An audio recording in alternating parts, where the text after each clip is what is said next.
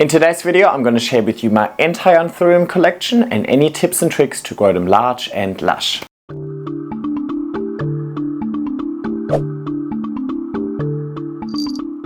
Hey everybody, and welcome back to my YouTube channel. Exactly 1 year ago I turned my spare room into an Anthurium room, and the idea was to have this dedicated room for the Anthuriums, but I moved house twice in the meantime. So quite a lot has changed, but my Anthuriums have actually coped really well with the change. So I thought it would be good to make an updated video on what my Anthurium collection looks like these days and what I've learned about these plants over the last 3-ish years that I grew them.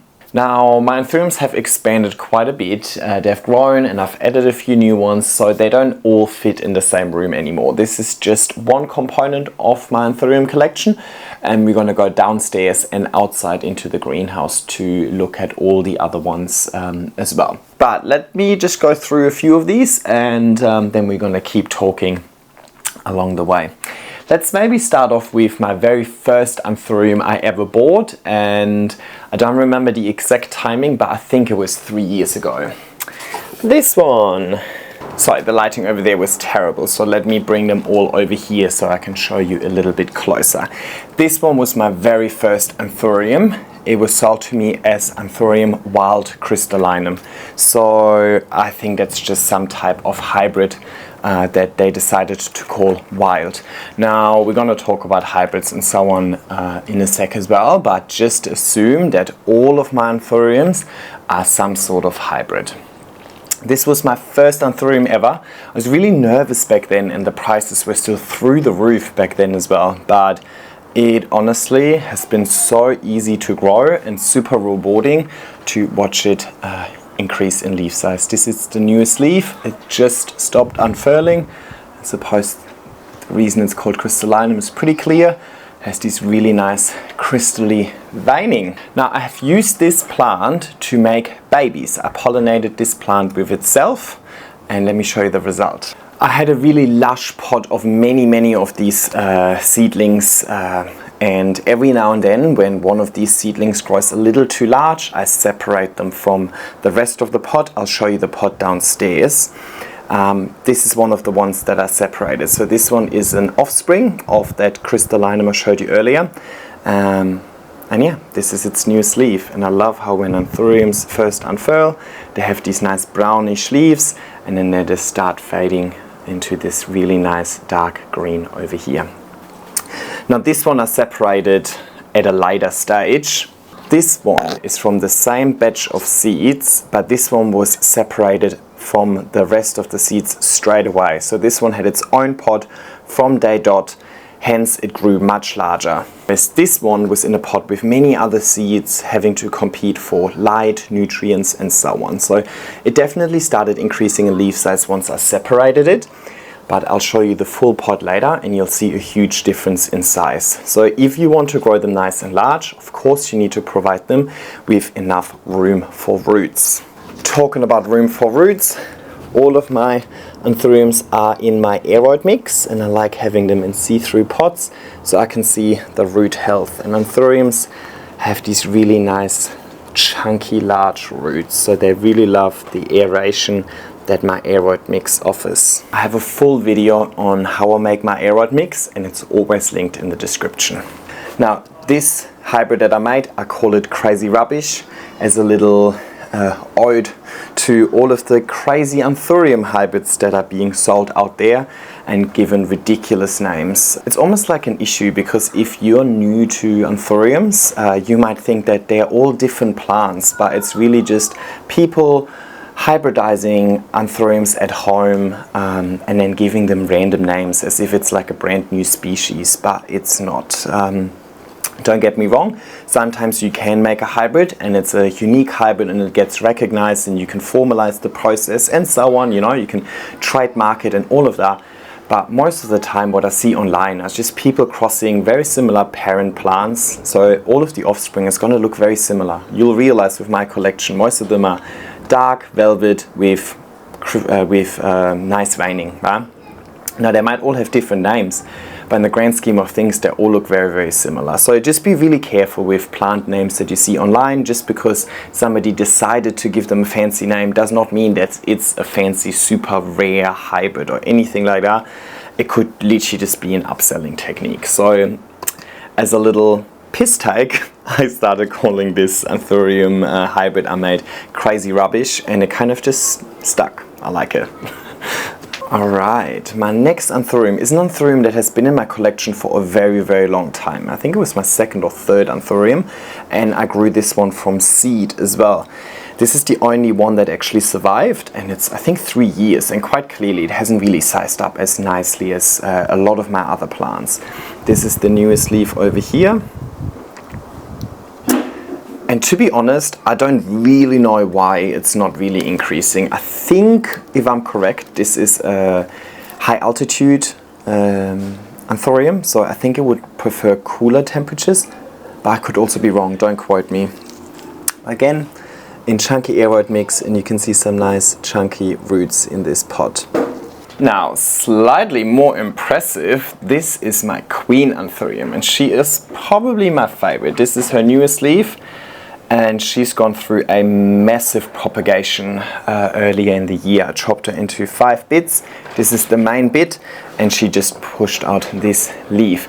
Now what I really, really love about Anthuriums is how small the leaves are. When they first come out, you think, oh, look how tiny this leaf is, and then it keeps inflating and inflating and inflating, and it's just so exciting to see how big it's gonna get. You kind of never know. Oh, can you hear the thunder rolling in? It's going to be fun when we move to the greenhouse.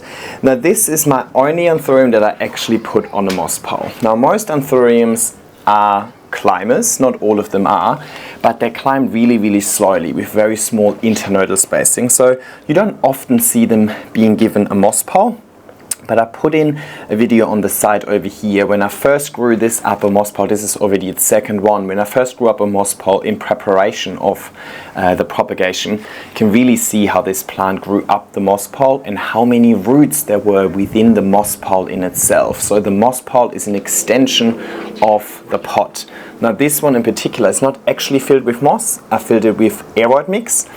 And this aeroid mix that my Queen is in, and let me show you, she also has lots of roots, is actually a little bit more water retentive than my normal aeroid mix. So there's a little bit more tree fern fiber in here. Has great water retention capacity. So yeah, my Queen Anthurium, probably my favorite of all of my Anthuriums at the moment. Another small hybrid I made with a friend, it was Magnificum with Queen Anthurium pollen. So I gave the pollen, and my friend had the Magnificum already, and this is what it looks like. Again, very, very similar to the other hybrid I showed you, right? So I could give this a really fancy name and pretend that it's like super unique, but it's just not. But some nice roots over here as well. Alrighty, next up we have my puppy crossed with a Dressleri. I didn't make the hybrid, I bought it, and I really, really love how dark these leaves are. When they first come out, they're this crazy burgundy color, almost with like a bluish sheen to it. Yeah, and then they inflate and get really nice velvet, large, beautiful. Really love this plant. A little different to the other Anthuriums in my collection because it's not so veiny compared to the other ones. Again, some really, really nice chunky roots over here. Wow, very chunky roots. Now, let's talk about this. I've got a layer of moss on all of my Anthuriums, and I only do that with my Anthuriums. What it does, it takes roots. So let me have a look. It's probably not the best. Yeah, there we go. So this is the stem over here, and as I said, the stem grows with really small internodal spacing, but there's lots of roots coming out of the stem. The moss basically takes these roots and then encourages the root growth and then funnels the roots back into the pot. So it's the same principle as a moss pole. The moss pole is right there next to the stem so that when aerial roots come out, these aerial roots can grow into the moss, absorb water and nutrients and become proper part of the root system. So the same principle, just because the Anthuriums climb so slowly, I basically just make a little mountain of moss around the stem rather than having a pole. But Very similar principle. Now of course that layer of moss also stops it from drying out. In my experience, Anthuriums don't like to dry out. Not like a Monstera, for example, who doesn't have an issue with drying out a little bit in between. I do like to keep my Anthuriums consistently moist, and because I use a really chunky air-rot mix, I don't really have to worry about root rot all too often. Doesn't mean that it doesn't happen. I have had root rot on my plants, any of them, like Anthuriums, Alocasias, Philodendron, Monsteras, they're all still subject to root rot. Ultimately that's caused by bacteria, and that bacteria is just encouraged by overwatering. But that doesn't mean that you can't have root rot while still having a good medium and while staying on top of your watering routine and so on. They're still plants, they're living organisms, which means things can go wrong. This is an Anthurium hybrid that AJ gave me last year for Christmas, and I'm pretty sure it has some Clarinervium in it. I'm not too sure what the other thing is, but what is special about this is that it has a really wide sinus. So instead of having these lobes, this sinus is quite wide and open. And if you look at it from the side, it kind of has a little ruffled edge, if that makes sense. Really like this one. And yeah, let's have this root system. Oh, decent roots over here as well. Talking about root rot, oh wow, can you hear it? I don't know if you can hear the thunder. I don't know if my mic's picking that up. But talking about root rot, this is one of my Anthuriums that have had root rot twice already. So it seems to be that maybe this is just very susceptible to this. But regardless, it's still growing. This is also a Clarinervium hybrid, and I think it's hybridized with Macrolobium. I could be wrong. I think I'm wrong. Anyway, I'm trying to find out and put it on screen. Also another hybrid I got from AJ, and this one is called Square Hearts because the heart shape comes from the Clarinervium, but it is a little more squared off compared to the regular Clarinervium, which I think I have one downstairs. Really, really love this hybrid, but it just had a little bit of a rough patch with me, so yeah, it needs to go back to thriving, please. Alright, next one. This one was also sold to me as a crystallinum hybrid. Quite different to the first crystallinum that I showed you, right? Much wider sinus over here. The other one was actually like half grown together, which makes me think that the first one might have had a little bit of forgetii in it. But anyway, yeah, again, I really like this. I think this is a good example over here where you can see that the stem is pushing out aerial roots, or I mean just roots, and because I have moss over here, they can grow into the moss like they did over here, for example, and then from the moss they've funneled into the pot, and then they can have a proper big root system in the pot. Alrighty, that's for my Anthuriums in the bedroom. Now let me talk about the setup a little bit. So you can see the light source over here. Those are two mother lights. There you go. They are the PS32, and I mounted them on top of each other. So usually you mount them on a disc over here, and I used a screw that you use to mount the disc onto the light to actually just mount the two lights on top of each other. So that way it's a little bit taller. Now those two are about 50 to 60 centimeters away from the actual display shelf over here, but there's also a south facing window over here. Now south is the worst exposure in Australia because we're in the southern hemisphere, so I don't get all too much light coming through that window. But the grow light is basically supplementing the natural light. They would definitely not grow as well if it wasn't for the grow light supplementing that light. Light will always set the potential for plants to grow, and then I just need to realize it by providing them with good care. I also have a humidity and temperature reader over here. I'll pop in the statistics on the side of the screen. I don't do anything to supplement the conditions in here apart from opening and closing the window. So if it's a really dry, hot day outside, I keep the window closed so that the humidity stays a little bit higher in here. If it's a really humid day, then I'll open the window so the humidity can come in. Airflow is provided by the window, but sometimes I also turn on my Dyson fan over here. I do have an air conditioning unit just right above that, but I don't turn it on. Plants don't like air conditioning all too much. It also completely kills the humidity. So it's naturally quite humid in the part of Sydney that I live in, and my Anthuriums really like that. Apart from that, I've actually been really lazy, and instead of taking all of the plants into the bathtub or on my balcony and so on, I often just spray the top layer of moss when I notice that it gets a little drier, and I just let that drip through, and so far so good. But if you can, I would recommend taking them outside, thoroughly watering them, let all of the water flush out, and then putting them back. Now with every watering, I also use GT Foliage Focus, which is the nutrient that I use with all of my plants, and it's always linked down in the description as well, and I use it at a weak dilution, so around 3 to 5 milliliters per liter of water. Alrighty.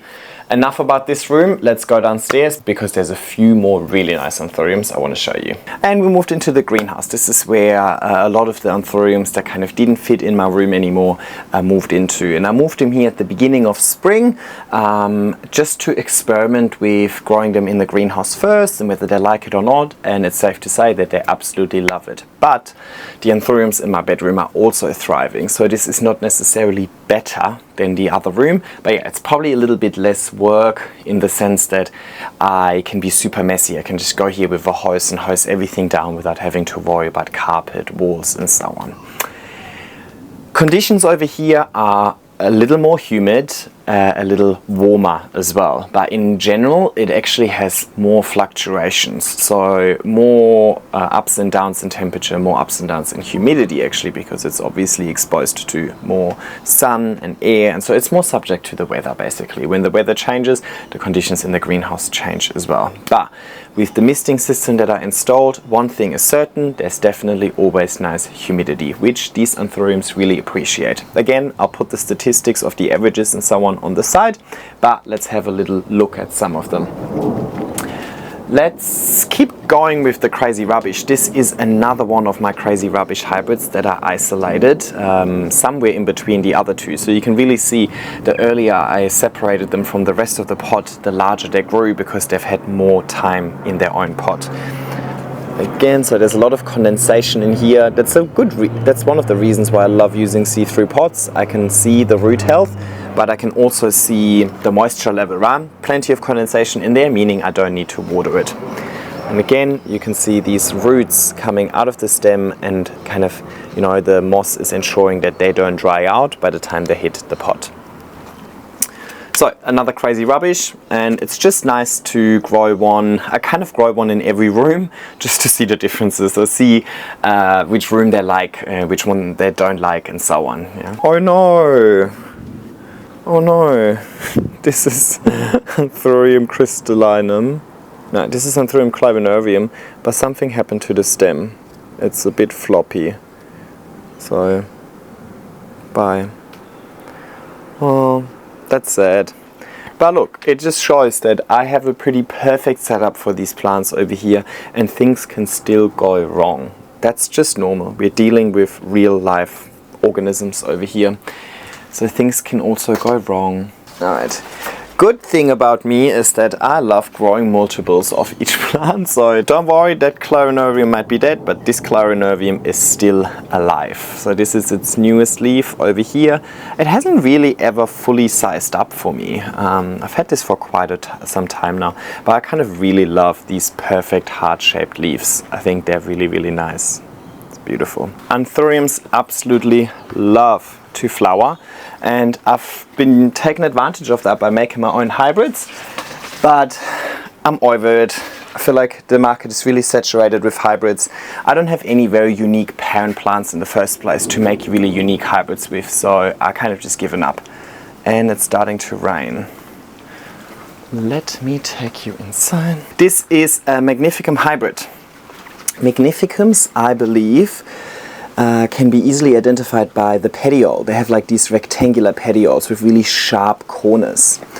I have no idea what it was hybridized with. Again, it's just something that I bought as a Magnificum X, and I really like it. I think this is really nice and stunning, but you get the gist, right? I have a specific taste in Anthuriums. I like green, velvet, veiny.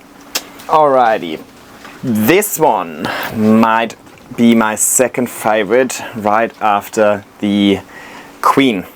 This is a Forgetii hybrid, and Forgetii hybrids are easily identified by the closed sinus. So it doesn't have any lobes over here, it's just like a UFO kind of. These are so pretty, super, super dark and nice and velvety. And when the first leaves first come out, look at how cute they are, like this one over here. Then they start going more brown, yellow, golden, and then they'll turn this deep, dark green.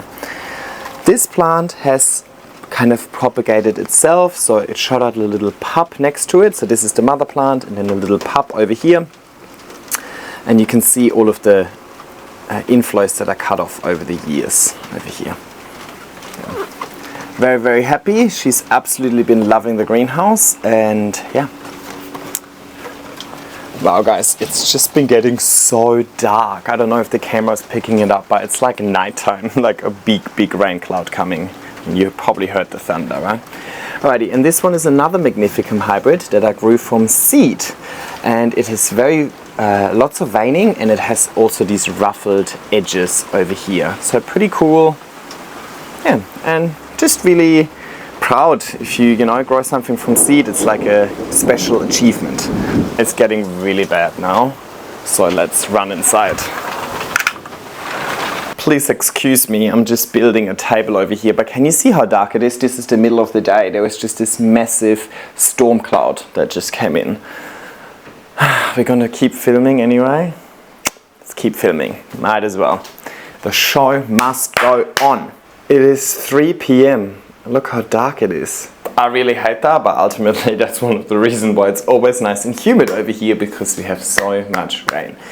So I have to rely on artificial light to finish the video. I hope this is not too glary. So the third iteration of my Anthurium collection is in my plant room. And most of them are inside my cabinet, apart from this one. This is Anthurium vitarifolium. I think this is its newest leaf. Look how beautiful and long it's been getting. And she's been with me for a long time. Try and take her out of the pot. She's very different to all of my other plants. I don't really have trailing plants or like the strappy plants often, but I really love that. Makes everything look so tropical. Now the crazy thing about this plant is that it has really juicy, thick roots. So this one can handle drying out a little better than some of the others. Now in general, with Anthuriums and with care, I do care for most of my Anthuriums in a really similar way. Well, to be honest, I care for most of my plants in a really similar way. They're all in the same room over here, right? I got high altitude philodendron and low altitude tropical Anthuriums in the same room. I can't separate my room into 25 different zones and give each plant conditions that are really close to their natural conditions. But if you want to have success growing plants, no matter what plant, it's always good to understand what conditions this plant would grow in naturally and then try and replicate those conditions. Now, of course, that gets a little bit harder as we're introducing more and more hybrids, because those hybrids don't have a natural environment to start off with, but you could look at the two parents. So yeah, I care for most of my plants in the same way. So any of the tips and tricks that I've shared with you around philodendron or monsteras, moss poles and so on, they still apply to Anthuriums as well. Just with Anthuriums, I would make sure that you don't let them dry out, and the other thing that I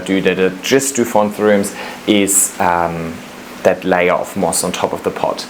Oh my god, look at this. No, this just turned to shit so quickly. Let me quickly close my windows upstairs. Holy shit. Have a look at that.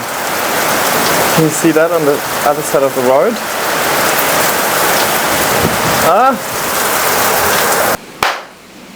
Alright, we are moving on regardless. Let's get through this. I might just move this over, so it's not gonna annoy us. There's one here. This is one of my pots of mixed Anthurium. I grow them in these orchid pots and you can see lots of roots coming out the bottom. Actually, this is not a mixed pot, this is all the same. So I made a hybrid Which one is this one? I don't remember. Oh, I think this was not my hybrid. I think a friend gave me some Magnificum hybrid seeds. I just popped them all in one pot because, well, I don't have space for 100 pots with the same plant grown 100 times. Pop them all in here. Of course I have my layer of moss on top as well, and then they're all just starting to grow. Now these have been in here for over 2 years and they're quite small, right? And that is because they are fighting for space, nutrients as well as light. So stunting their growth, but I just wanted to create a lush display. I'm not necessarily aiming for huge leaves. I already have plenty of Magnificum hybrids out there that I'm growing in their own pot for large growth.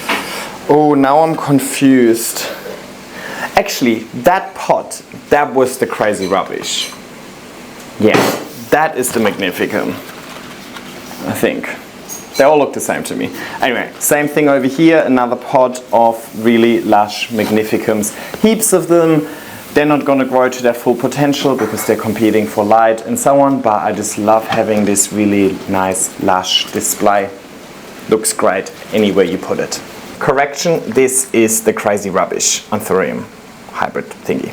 Okay, now in my IKEA cabinet I have 2 Soltech lights, one at the top, one on the side, and in here are all of my smaller plants, my propagations, because this IKEA cabinet is basically providing perfect conditions. Again, I'll put the conditions on the side, but you'll see by far the least fluctuations in conditions within the IKEA cabinet because it is an enclosed space and it's not necessarily subject to the weather like my greenhouse outdoor is, right? It doesn't get direct sun exposure and, well, it is ultimately inside. Now, where do I start? Maybe let's start with this one. This is another one of these hybrids, Magnificum, with the Queen Anthurium that my friend and I made together. But this one is a little bit larger because it's just growing in better conditions. About 3 years ago, I also bought a batch of seeds, and one of the seeds turned out to have a little bit of variegation. And this is the little baby that's left of it. It grew really nice for a while, and then it kind of just went downhill and never came back. I kept propagating it and it's kind of alive. It has the tiniest bit of variegation. So yeah, she hasn't really been doing much since then. So I just popped her in the IKEA cabinet and I hope for the best. Alrighty, what else do we have? These are 2 of the 4 queen propagations I spoke about earlier. And yeah, they're really, really happy. Another good example of aerial roots over here. You can see that this is the new shoot that it has grown so far, and then look at all of these roots coming out. I should really put a layer of moss on top of this to stop these from drying out, but because it's inside my IKEA cabinet that has like 99% humidity, these aren't drying out anyway. And you can see here, definitely very successful propagation with lots of roots. Only 2 more to go, I think. I'm sure I missed one somewhere. This one is Anthurium, I think Cyronoides, something like that. AJ gave it to me, and yeah, I don't know. Just popped it in the IKEA cabinet, see what will happen to it over time. So far so good, but because it's still quite juvenile, I don't think I can necessarily see where this is going or what this is going to look like.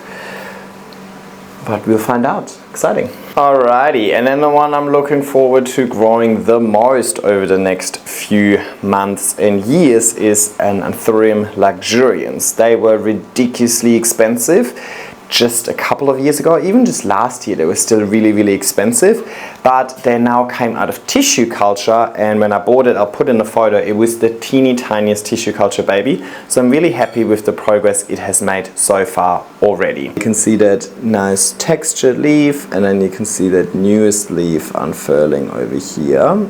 Let's see what comes out of this. Now you've seen all of them and I shared some tips and tricks with you throughout, but I thought maybe it's good to just summarize everything again. First things first, when it comes to Anthuriums, I always assume that the Anthuriums that are in my collection are hybrids. Anthuriums have been hybridized for a really long time, and from my experience, and I can only speak from my own, whenever you go find something online and it comes at a very reasonable, affordable price, it's most likely not a pure species. People like to advertise things as pure species or pure seeds or whatever to charge a premium, unless you're a very, very crazy collector and it's really about having that DNA. I don't necessarily recommend going for species. You're just going to spend an arm and a leg, and ultimately these species might not actually be that nice. People create hybrids for a reason. People take traits from one plant and traits from another plant.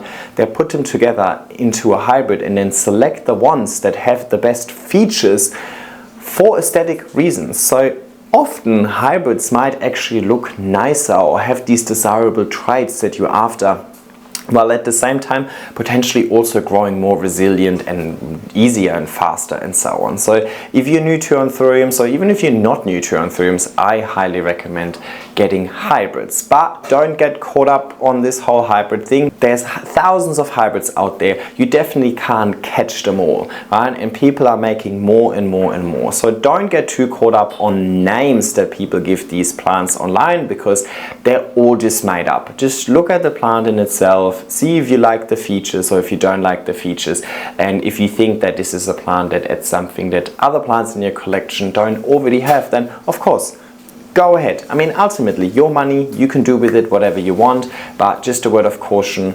I recommend not buying into this crazy hype about all of these different Anthuriums. I know what it's like to be a collector. I know you want to have the collection complete, but trust me, when it comes to Anthuriums, you will never have the collection complete, because as soon as you get one, somebody made a new one and so on. But again, each to their own. I'm just sharing my experience, and that experience is what really made me fall out of love with Anthuriums over the last year and a half or so. I really only started appreciating them again once I started putting them in my greenhouse, and they're just growing with such ease. But for the longest time, everything to do with Anthuriums had this really bad aftertaste, because I just feel like there was so much artificial hype created about plants that are all the same online.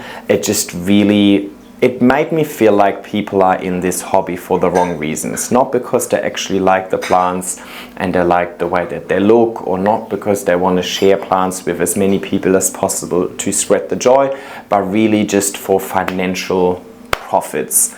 People want to make unique hybrids, give them a unique name and charge a crazy premium, pretending that they're pure species or very rare hybrids or never seen before things and so on. And I didn't see the right intentions behind it. That really made me step away from Anthuriums as a whole. I just found it to be very toxic, specifically here in Australia, and I've spoken about this previously a lot. It was specifically experienced with Anthuriums, which really made me dislike these plants, and it wasn't because of the plants, it was because of all of the drama and the backstory around them. Over time, as the dust settles, I can actually now look at these Anthuriums again and appreciate them for how beautiful they actually are, rather than thinking about these Anthuriums as like these wanky status symbols. Okay, so rant over, let's get into the actual care part and so on. Now, I like to differentiate between conditions and care. First things first, you gotta set the right conditions for your plants. So that's light, airflow, temperature, and humidity.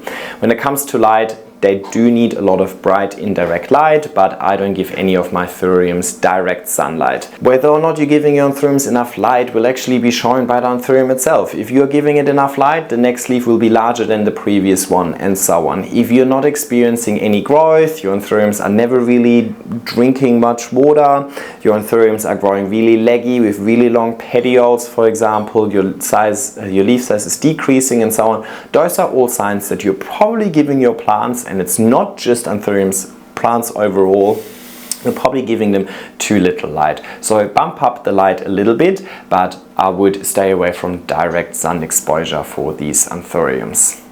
Humidity as high as possible would be preferred, but that doesn't mean that I can't survive in lower humidity conditions. I just moved my queen from the cabinet into my bedroom and it unfurled the biggest leaf ever. Now there was a drop of about 30% in humidity, from 90% to about 60%, and it's going just fine.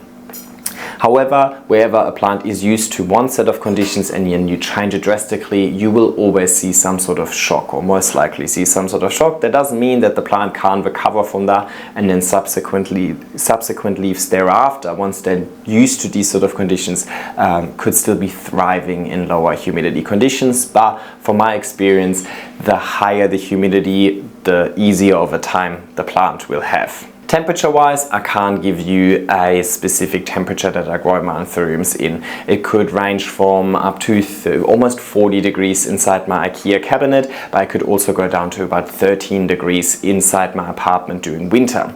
So quite a bit of fluctuations. Ultimately, there are Anthuriums that are from really hot tropical countries. There are Anthuriums that come from high altitude cloud forests that are much cooler. So I can't give you a temperature for all of your Anthuriums. Best to research that specific Anthurium, looking into what natural conditions this would be exposed to. But on average, I'd say that my temperature is around about 20 to 22 degrees Celsius. Can go down to like 16, 15, 13, you know, depending on how bad of a winter day it is during winter, but I can easily go up to 27, 28, 30 during summer, or even up to 40 in the greenhouse during summer. Airflow is really, really important. These love high humidity, and specifically in the cabinet or the greenhouse where I also have misters, it's really important that you have airflow, so that you're reducing the likeliness for fungal issues, especially with the layer of moss on top that I've got as well. That is moist, you know, if there's no airflow, you might increase fungal issues. So airflow is really, really important. I always have a fan in my IKEA cabinet, my greenhouse, and I have my window open in my room and or use the Dyson fan. Now when it comes to care, I use my normal aeroid mix, nice and chunky, but I make sure that it never dries out. I use a layer of moss, and I use my normal GT Foliage Focus on a week dilution on a weekly basis. I water before the plant fully dries out, and I'm able to assess that based on the condensation on the pot, because I love using my see-through pots. Now I don't think they mind being super root bound. I do in general underpot my plants quite a bit. I give most of my plants a nice small pot that is a snug fit, but because I provide liquid nutrients that are readily available with every watering, the plants aren't relying on all of the nutrients just within the pot. But of course eventually they can become too root bound, and then you might be stunting their growth or stunting their potential to grow further. So of course, as with all other aeroids, you need to have a pot that is in proportion to the size of the plant and the size of the root system. Now with most of my other plants, majority of the root system is within the moss pile, so I get away with quite small pots. With my Anthuriums, I actually have to pot them up more frequently or size up the pots more frequently, because I don't grow all too many of them on a moss pile. Doesn't mean that it can't be done. I just don't grow them on moss piles, because I just rather put a little like mountain of moss around the stem instead, and use my moss piles for one of the 150 philodendron or monsteras that I also have. When it comes to pests, I've never really had pest issues with my Anthuriums. That might be because I like to take them outside and just hose them down very frequently as well, or when it's nice and rainy, maybe not quite as rainy as it is today, more ambient sprinkle, then I love putting them out on my balcony or out in my garden and letting rain just wash everything off. Clean, healthy leaves have a much easier time fighting back against pests or any other adversity that the plant might be facing. Alrighty, I think it's time to wrap it up over here. That was my entire Anthurium collection and everything I kind of know about Anthuriums as well. Let me know what collection you want to see next. The philodendron, monsteras. Yeah, that's pretty much it. What else do I grow? The randoms. Yeah, I mean, wow, the philodendron collection, that would basically be a houseplant tour. Oh well, you let me know anyway. What do you want to see next? Do you want to see these videos more often where I focus on a specific family of plants and so on? Let me know down in the comments. Like, subscribe, and I'll see you in my next video. Bye!